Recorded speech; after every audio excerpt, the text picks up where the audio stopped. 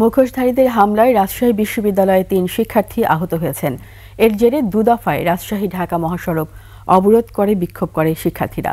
তবে তাদের ৩ দফা দাবি মানায় বিশ্ববিদ্যালয় ও পুলিশ প্রশাসনের আশ্বাসে ৯ ঘণ্টার আলটিমেটাম দিয়ে অবরোধ স্থগিত করে তারা। রাজশাহী বিভাগীয় প্রতিনিধি বজলুল হাসান লিটনের তথ্য ভিডিওতে ডেস্ক রিপোর্ট। নায়াসিনামাইড ও স্যালিসাইলিক সমৃদ্ধ লিলি ফেস ওয়াশ যা ফেসের ডেড স্কিন সেল দূর করে দেয় দ্বিগুণ ফাস্টার ব্রাইটেনিং।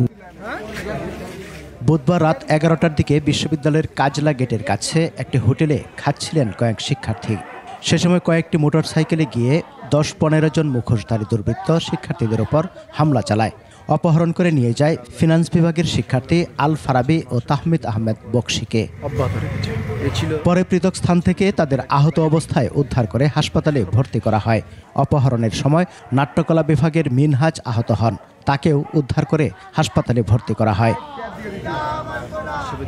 ঘটনার প্রতিবাদে এবং নিরাপত্তার দাবিতে গেল রাত 12টা থেকে 3টা পর্যন্ত এবং বৃহস্পতিবার দুপুর 12টা থেকে 2টা পর্যন্ত রাজশাহী ঢাকা মহাসড়ক অবরোধ করে বিক্ষোভ করে শিক্ষার্থীরা। পরে পুলিশ ও বিশ্ববিদ্যালয় কর্তৃপক্ষের আশ্বাসে 9 ঘণ্টার আলটিমেটাম দিয়ে অবরোধ স্থগিত করে তারা। প্রতিনিয়ত বিভিন্ন ধরনের অঘটন ঘটে যাচ্ছে, প্রশাসন কিতাই আমাদের নিরাপত্তা দিচ্ছে। বেশ কয়েকবার কিন্তু বিশ্ববিদ্যালয় প্রশাসনকে বলেছে যে পুলিশ ফাঁড়িটা আরেকটু যদি অ্যাক্টিভ করা হয়। সুপরিকল্পিতভাবে শিক্ষার্থীদের উপর যদি এভাবে হামলা করা হয় এবং এটার ব্যাপারে বিশ্ববিদ্যালয় প্রশাসন যদি ভূমিকা না রাখে তাহলে আমাদের জন্য কষ্টকর। যে ক্যান্টিনে ঘটনা ঘটছে এখানে সিসিটিভি ফুটেজ ছিল, ওই ঘটনার ওই ক্যান্টিনের মালিক ওই সিসিটিভি ফুটেজ ডিলিট করে দিয়েছে। ঘটনার পর হামলার স্থান ও হোটেলের সিসিটিভির ফুটেজ মুছে ফেলা হয়। একে উদ্দেশ্যমূলক বলছেন বিশ্ববিদ্যালয় প্রশাসন। পুলিশ জানায় হামলাকারীদের ধরতে অভিযান চলছে।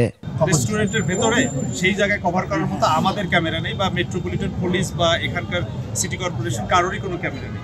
ওখানে শুধুমাত্র ওই ক্যান্টিনের একটা ওই রেস্টুরেন্টের একটা ক্যামেরা ছিল, কিন্তু সেটা পরবর্তীতে রিসেট বাটন ক্লিক করে চলে গেছে। গত রাতেই যাদের নাম আসছে যারা তাদের বাড়িতে এবং বিভিন্ন জায়গায় ধরার জন্য আমরা অভিযান পরিচালনা করেছি। হামলার শিকার আল ফারাবি নিষিদ্ধ ঘোষিত ছাত্রলীগের মাদার বক্স হল শাখার সাবেক আহ্বায়ক। 5 আগস্টের পর তিনি পদত্যাগ করে ছাত্রলীগ ছাড়ার ঘোষণা দিয়েছিলেন। সমর ইসলাম, 21 টেলিভিশন।